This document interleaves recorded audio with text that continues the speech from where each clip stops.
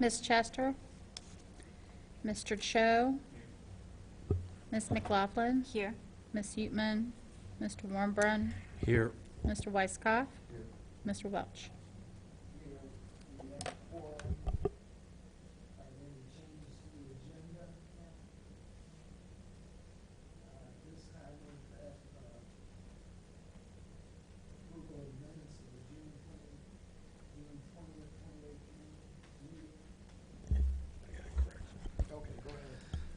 I have a small correction.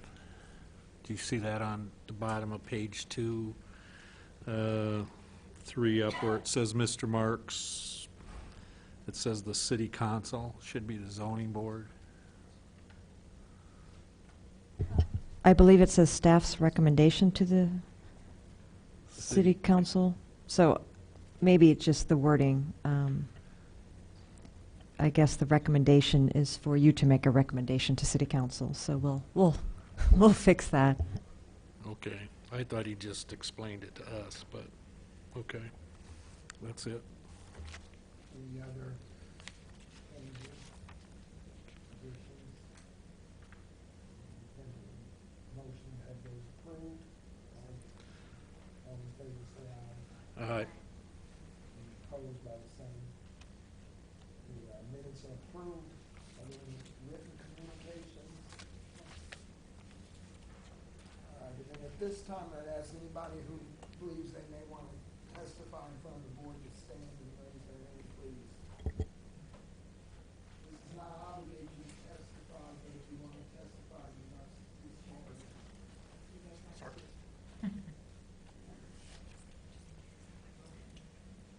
Do you swear affirm the testimony you give tonight to be true and accurate to the best of your ability? I do. Thank you.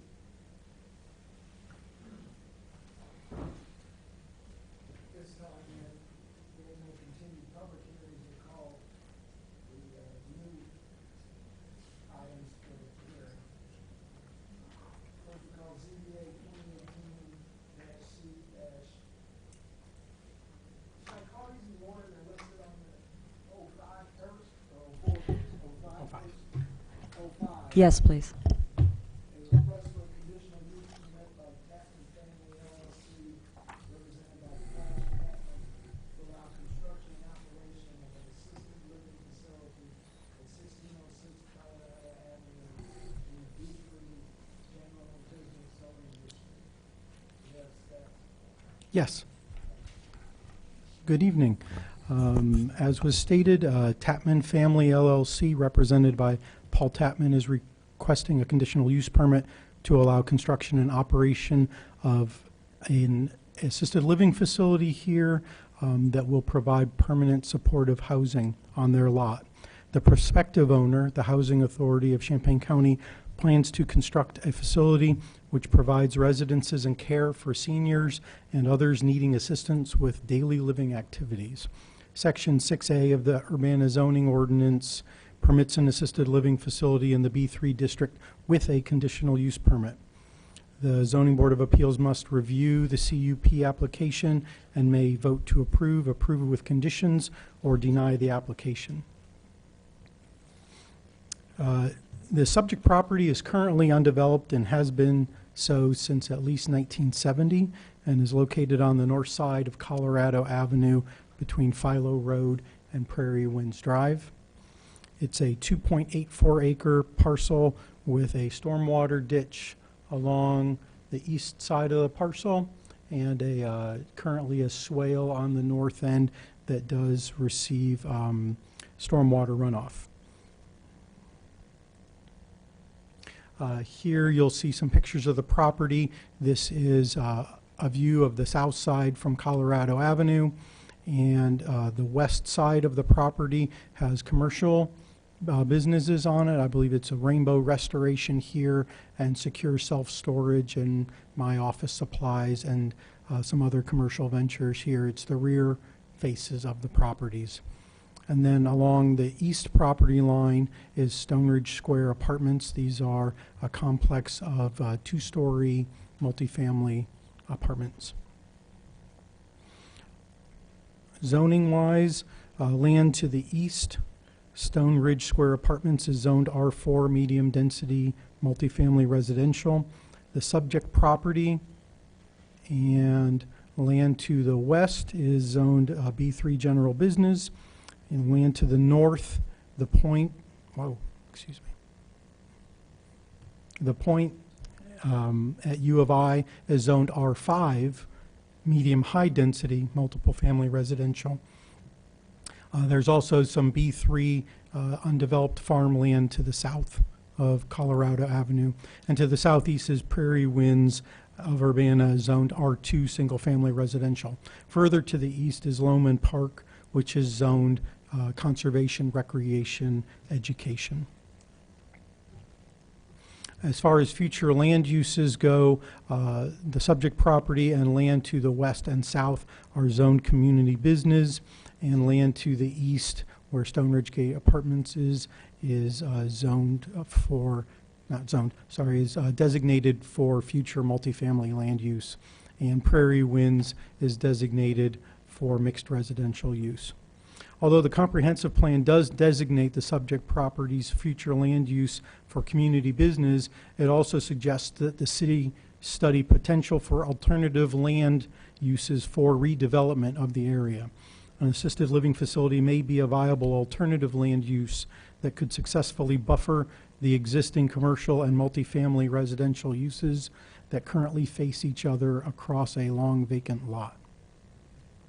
On July 9th, the Committee of the Whole of the City of Urbana recommended approval of a resolution authorizing an intergovernmental agreement with the Housing Authority of Champaign County for the purpose of applying for permanent supportive housing development program funding from the Illinois Housing Development Authority.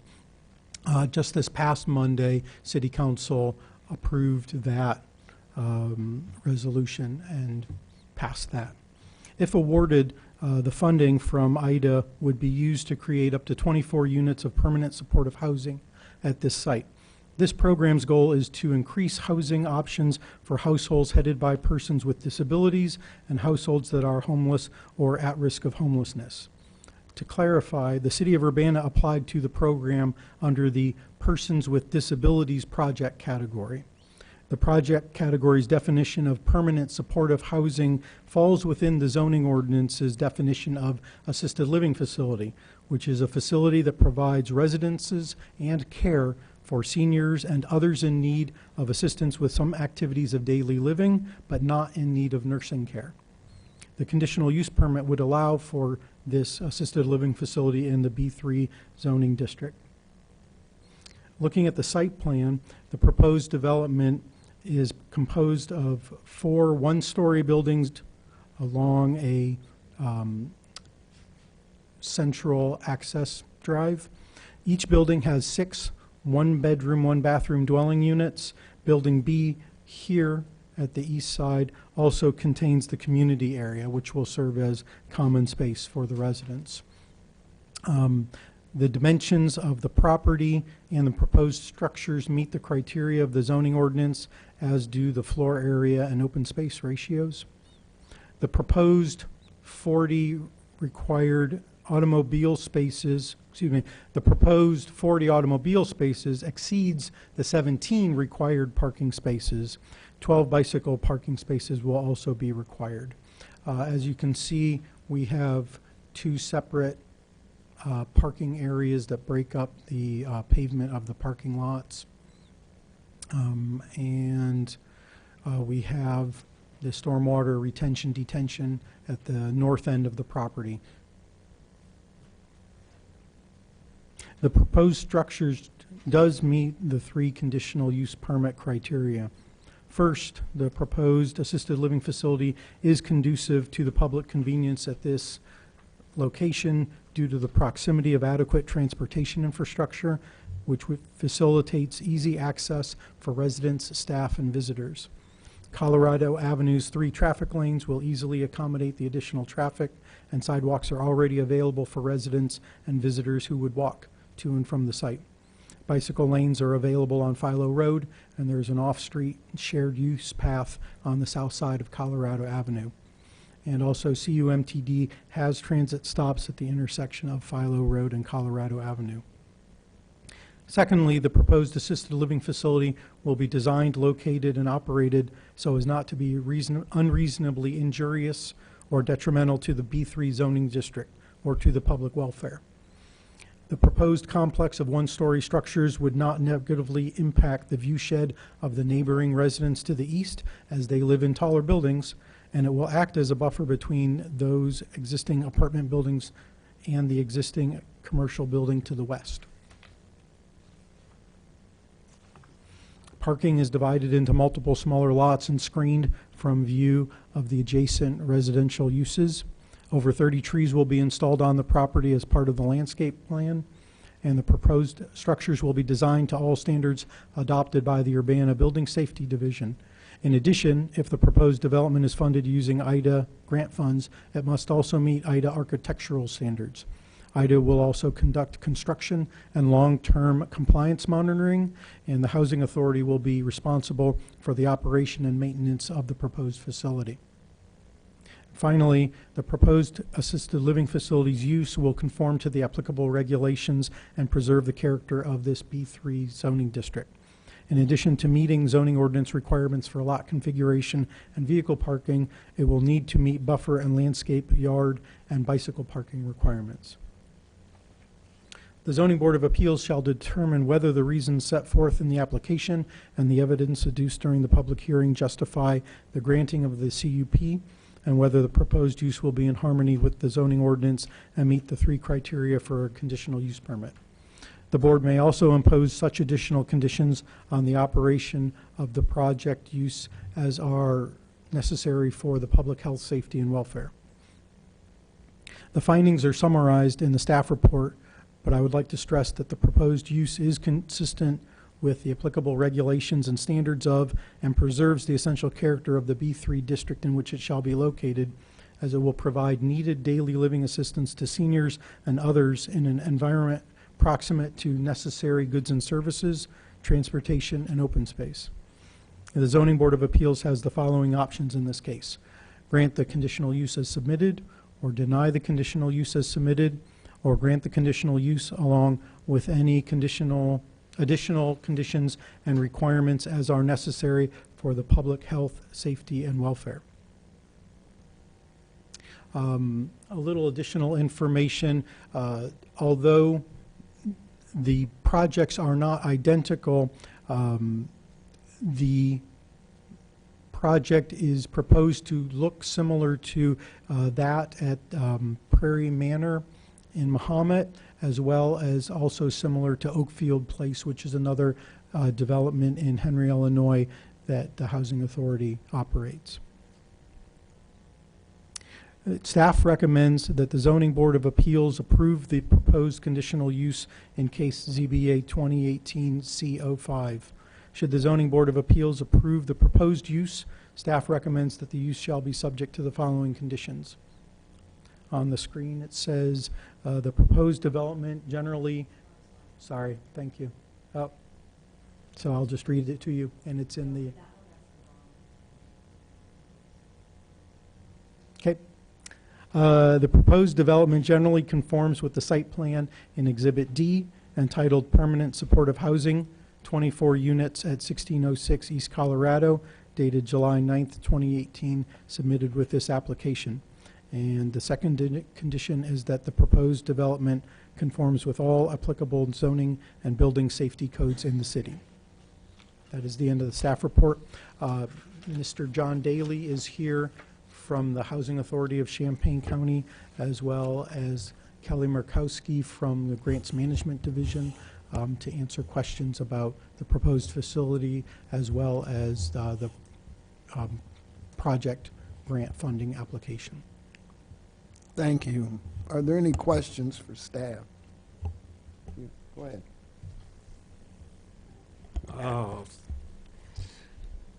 I'm just wondering here now, the city council voted to basically allow this application to go to the state, Correct. and they're freeing up this land to be given or sold to The la- the Housing Authority? Given? The land is owned by Tapman LLC, so it's privately owned.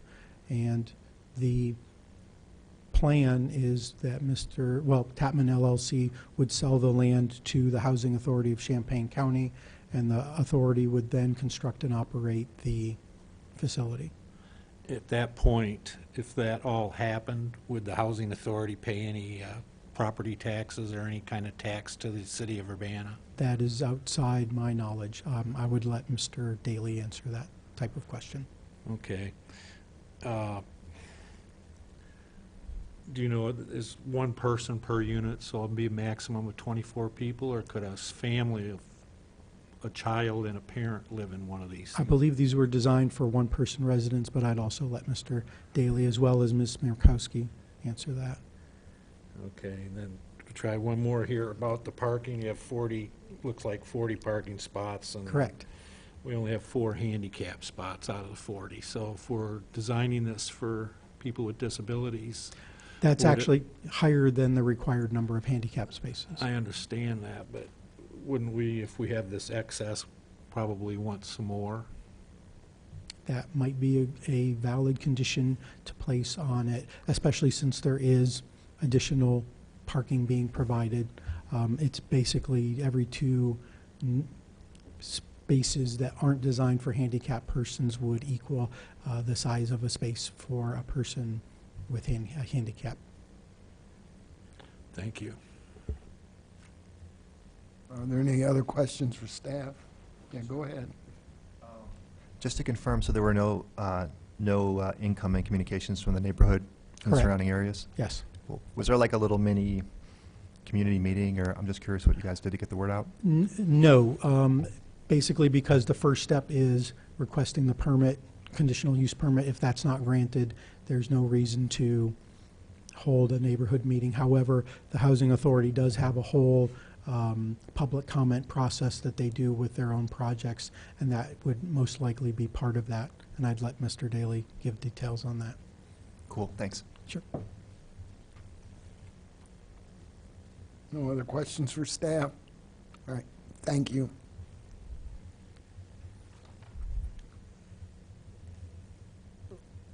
Would the petitioner or any representative of the petitioner like to come forward and be heard?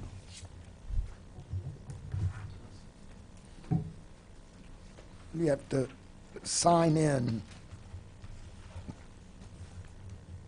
as well.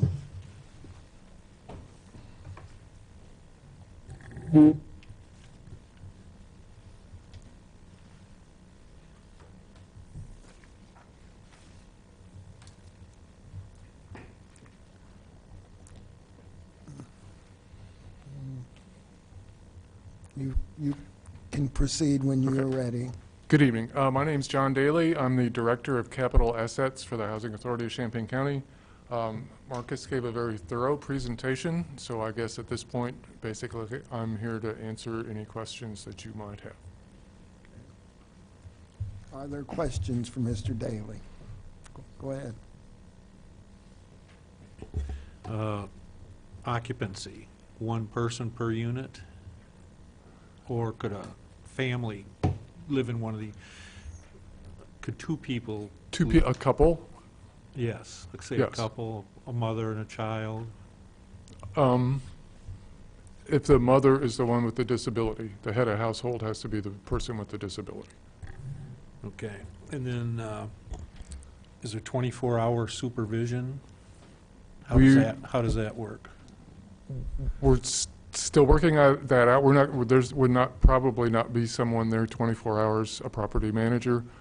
Typically, we partner with other agencies to provide the social services. We did a family facility like this in Champaign, and we're partnered with regional planning, and they provide the counseling and those type services. We would provide the property management and maintenance services. Is this something where, I don't want to say temporary, but is it something where you're expecting a turnover after 6 months or a year? Or would people potentially, I mean, is this a transitional type of place or a permanent type of place? More permanent. The grant is called Permanent Supportive Housing. If the residents choose to move elsewhere, they actually get a choice of obtaining a portable voucher from us that they can use if they choose to move away, if their circumstances change. Typically, with our folks, they stay quite a while. I mean, that's just an observational statement. And do you happen to know the tax ramifications? Does a housing authority pay any taxes? Property taxes? Yeah. We would apply for an exemption under the state statute. Right. We are allowed an exemption. Okay. And how did you feel about adding some more handicap parking spots since you had so many? We got plenty of pavement. That would not be a problem. Okay. Thank you. Are there other questions for Mr. Daly? Yes, go ahead. Just real quick, what was the thought process in the number of units? The 24? the maximum number of units allowed is 24, which fits very nicely on this piece of property. So we wanted to maximize the number of units, and 24 is the maximum allowed. And the size of the units, was that another, what was the thought process on the size of the units? Actually, it's similar to units that we've built before. They're about 700 square feet. The facility, we built a facility in Mahomet, which is a very similar building. It's a nice, comfortable size for a one-bedroom apartment. Would you normally say you see one person occupying these, or two, or do you see a family from time to time, or? In our current facilities, it's almost all single people. We have a couple of couples. Okay, thanks. Any further questions? Ma'am, did you have something you wanted to say? I'm just here in case you had any questions regarding the grant itself, or also to assist John Daly with his questions. Okay, and you are Ms. McCusker? I'm Ms. Murkowski. I'm the manager for the Grants Management Division Okay. in the Community Development Services Department here with the city. Right. Does- And just so you know, our role, we administer federal grants from the Housing and Urban Development Department with the federal government. So Does anybody have any questions? Oh, sounds like those aren't really zoning issues per se. Any questions for Mr. Murkowski? All right, thank you. Thank you.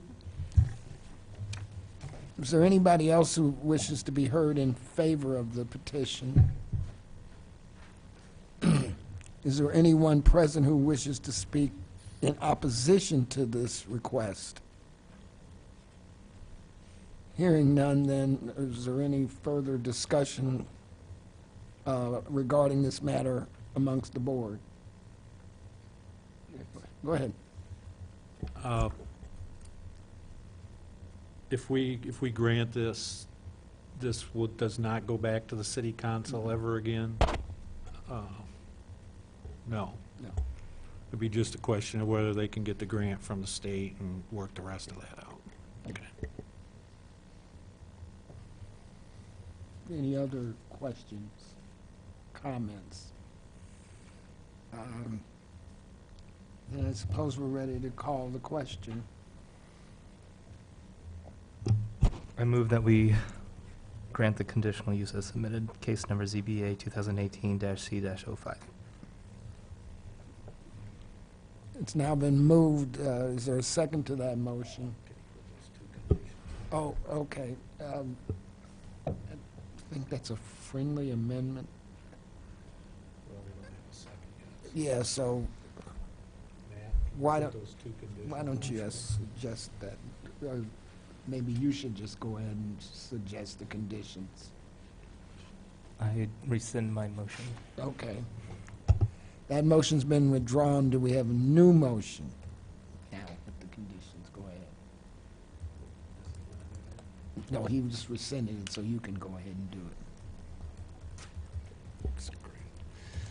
All right, I move that we approve ZBA 2018 conditional use 05 for the reasons articulated in the staff report, and the following conditions. Number one, the proposed development generally conforms with the site plan in Exhibit D entitled Permanent Supportive Housing, 24 units at 1606 East Colorado Avenue, dated July 9th, 2018, which was submitted with this application. And number two, the proposed development conforms with all applicable zoning and building safety codes in the city. It's now been moved and seconded. Who seconded that? Any further comment or discussion? Hearing none, then we call the matter for vote. Mr. Cho? Yes.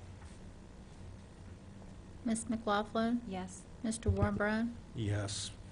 Mr. Weisskopf? Yes. Mr. Welch? Yes, that motion passes, and since it's conditional use, it needs no further action. Thank you. At this time, we call for hearing ZBA 2018-C-04, a request for conditional use permit by Justin Johnson to allow a second principal structure on the property at 504 South Poplar Street in the B3 Single and Two-Family Residential Zoning District. Do we have a staff report? Yes, we do. 1 second, please.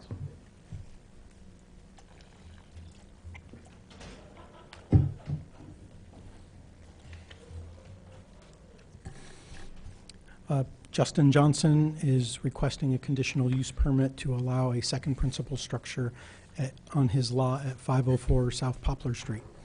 He plans to construct a new garage building designed for automobile storage on the first floor and a single-family residence dwelling unit on the second floor. Section 53C of the zoning ordinance permits more than one principal structure on a lot with a conditional use permit in the R3 district if the use of the additional principal structure is permitted by right or conditionally in that lot's zoning district. For this case, the existing single-family dwelling unit and the proposed second dwelling unit would be treated as a duplex family dwelling unit, which is permitted by right in the R3 district, allowing 2 units to occupy the single lot if the requested conditional use permit is approved. The Zoning Board of Appeals must review the CUP application. It may vote to approve with conditions, or deny the application. The existing single-family dwelling unit is a 1-story structure of approximately 900 square feet living area and a total 1,240 square foot building footprint. The subject property is located on the east side of South Poplar Street between East Illinois and East Oregon Streets in the historic East Urbana area. The lot adjoins an alley along the east property line, which you might be able to detect along here. Here is an aerial, which gives you a little more detail. The subject property is outlined in blue. Backyard, the alley along the east side. You can see the northern neighbor has a garage, which we'll see some pictures of later. Other lots have either small or large garage structures in the area. Here's a little bit more detail. The location of the proposed structure is approximately laid out here. It would meet all of the required yard setbacks. The subject property, its block, and the blocks to the north and west are zoned R3. The block to the east is a mix of R4 medium-density multifamily residential and IN1 light industrial office. The block to the south is zoned B3 general business and is a mix of offices, small businesses, a dairy, and vehicle repair uses. The subject property and land to the north and west have been designated for residential urban pattern use in the comprehensive plan. Land to the east is designated for residential multifamily and light industrial office, and land to the south is designated for residential urban pattern and light industrial office. Here is a view of the site plan. The proposed structure and the dimensions of the property meet the criteria of the zoning ordinance. First and foremost, attached to dwelling unit residences are permitted by right in the R3 district on any lot platted after 1970 that has a minimum lot width of 60 feet and minimum lot area of 6,000 square feet. The subject lot meets those requirements, which the subject lot itself is 60 feet wide and is 7,800 square feet in area. So in addition to the site plan, which was included in the mailing, we also received, after the mailing went out, elevations. So this is west elevation of the property. This is the stairway going up to the second story, and then this is the western access garage door. You can see the windows for the dwelling. It has a split roof design. The roof height is measured here at the midpoint between the two roof slopes, and that's 22 feet 3.5 inches, and that is well below the 35-foot maximum of a principal structure that's permitted in the R3 district. And here are some renderings of the proposed structure, looking from the house side, the west, the Poplar Street side, and looking from the southwest, and then looking from the east, the alley side. You'll note, of course, that this is meant and designed as a drive-through where cars will be able to access from either the alley or East Poplar Street through the first floor of the garage. The proposed second principal structure would be built at the end of the existing driveway, approximately 5 feet from the existing residence. The proposed structure would meet the zoning ordinance's other development criteria. It includes 717 square feet of vehicle storage on the first floor and 1,073 square feet of living space on the second floor. The proposed combined floor area ratio of both residences is 0.253, which is much less than the maximum FAR of 0.4.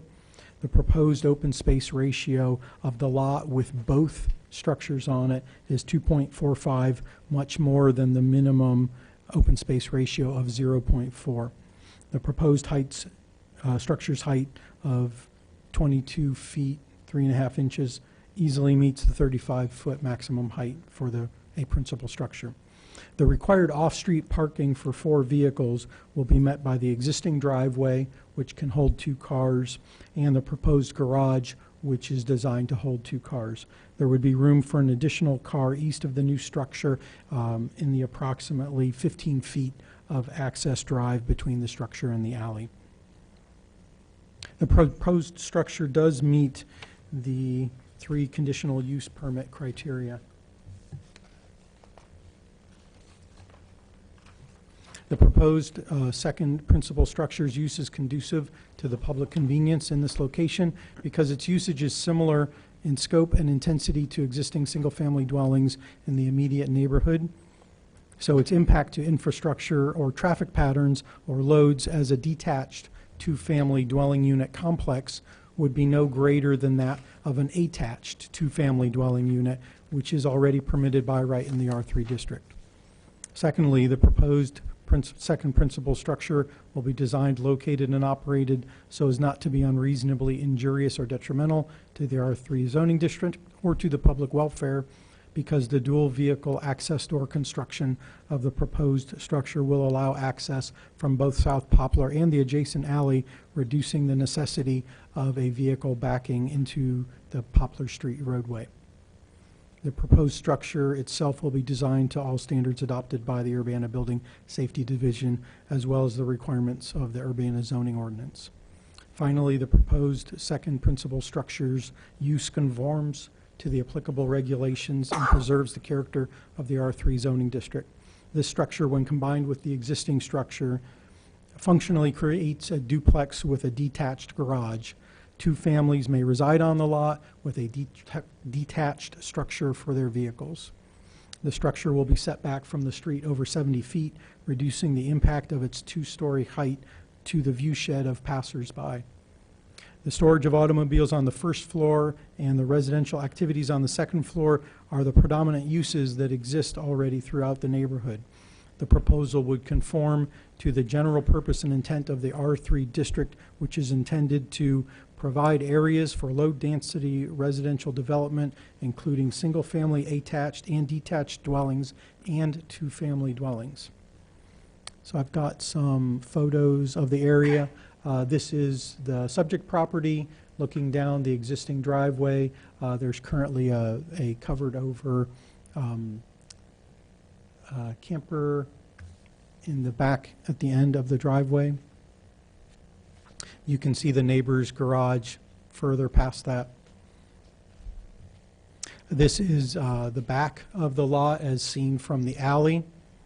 So here is the end of the driveway, and you'd have the structure approximately here next to the garage of the northerly neighbor, and then the access drive would continue on to the alley. Again, showing the picture of the proposed location of the second principal structure. This is the neighbor to the north's house. They have a 1-story house as well with an attached 1-car garage, but they also have a detached garage shed in the back, which would be functionally adjacent to the proposed structure. This is the alley that runs along the east side of the property.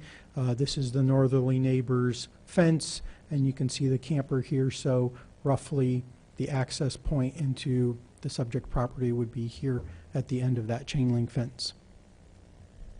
For a point of reference, another house about 6 or 7 houses down the street is a 2-story house. They have a very large, probably 1.5, maybe 2-story block building that is a garage as well as workshop areas. So this is not an uncommon thing. There are 6 other garages in this 1.5 block area that are 1.5-story high garage structures. So the findings are summarized in the staff report.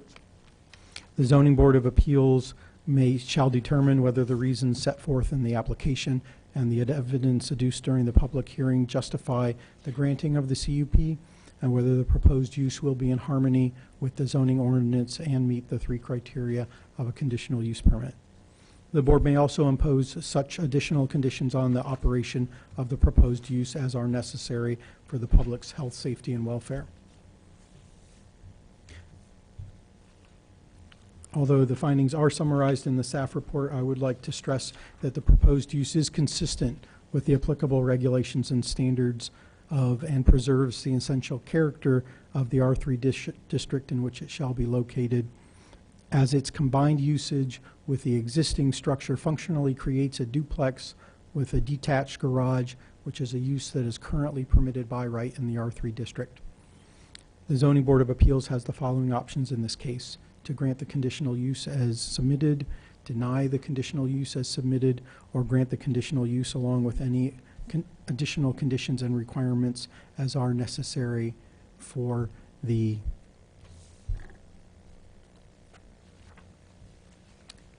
public health, safety, and welfare.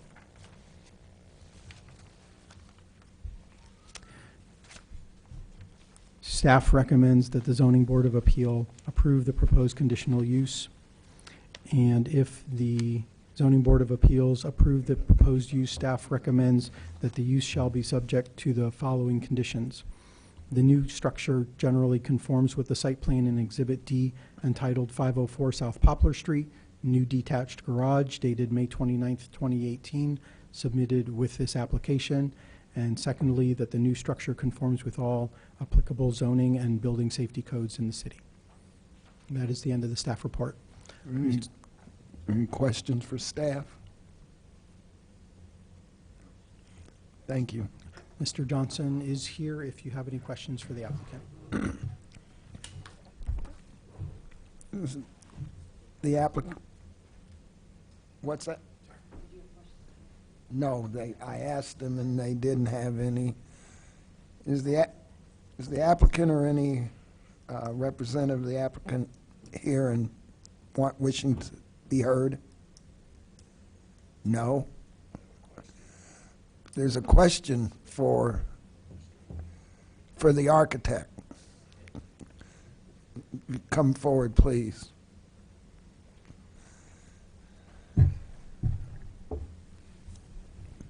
Andrew Fell, I'm the architect for the project. Go ahead, Charles. I'm just looking at your picture and diagram. Is this garage door a single garage door or a double garage door? or- It's a single wide garage door. So your parking is for the length, or would you come in and then park? No, it's there, you have to park parallel. I mean, stack the cars basically. You can't park side by side. It's wider than a one-car garage, but not as wide as a two-car garage. Okay, so everything's going to be in a straight line. Correct. And, okay, that's fine, thank you. Is there any other questions for the architect? Hearing none, thank you. Thank you. Is there any additional discussion among the board in regards to this question? Anybody? All right, then I believe we're ready to have the petition called for vote. Any motion? I move that the Zoning Board of Appeals approve the proposed conditional use in case ZBA-2018-C-04 with the following conditions: that the new structure generally conforms with the site plan and Exhibit D entitled 504 South Poplar Street, new detached garage, dated May 29, 2018, submitted with this application. And 2, that the new structure conforms with all applicable zoning and building safety codes in the city. It's now been moved and seconded. Is there any additional discussion? Hearing none, then I believe we're ready for a vote. Ms. McLaughlin, Yes. Mr. Warmbrad, Yes, Mr. Weiskopf, Yes. Mr. Welch, Yes, Mr. Cho, Yes. that motion carries, and again, being a conditional use permit, no further action is needed. Thank you.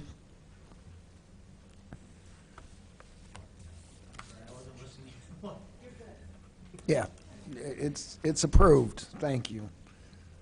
Is there any old business? Any new business? Anybody in the audience wishing to be heard? No. Is there a staff report? Just to follow up on the cases from last time, the variances went to City Council at their special meeting on July 9th and were approved, and those variances were for 603 East Oregon. Okay, thank you. Study session? And I believe we are adjourned. Thank you.